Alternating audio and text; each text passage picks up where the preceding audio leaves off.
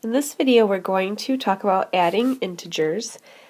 There are a couple rules you want to remember when you add integers, and it all has to do with the sign of the two numbers that you're adding together. So this first example, you can see we have a positive number plus a positive number. If you are adding two numbers that have the same sign, so positive plus a positive, your answer will keep that same sign. So we know that this answer will be positive, so we can just go ahead and add the numbers. 35 plus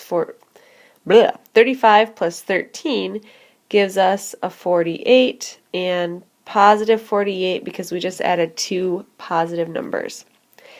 Now if you look to the right, here we have a negative number plus a negative number. So even though they're negative, you can see that they have the same sign still. So if you have the same sign, you're going to add the two numbers and keep the same sign. So 35 plus 5 gives us 40. And then the question is, should it be a positive 40 or a negative 40? And we're going to keep the same sign. So this will be a negative 40.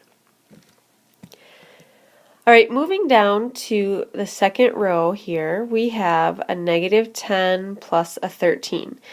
Now we're getting to the ones that are a little bit trickier, only because these have different signs. You have a negative number plus a positive number.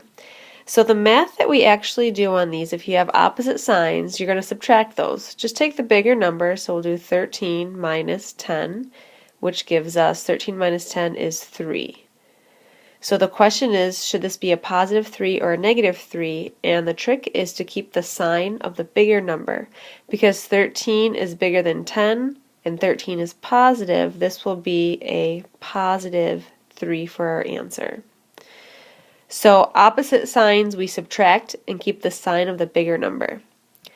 Alright, last example over here, we have a positive number plus a negative number. Opposite signs, so let's go ahead and subtract 10 minus 8. And again, I don't expect you guys to show this work.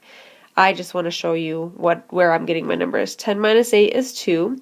And then you keep the sign of the bigger number. So what's bigger, an 8 or a 10? And because the 10 is bigger, we're going to keep that same sign, and this will be a negative 2. So adding integers, same sign, add and keep the same sign.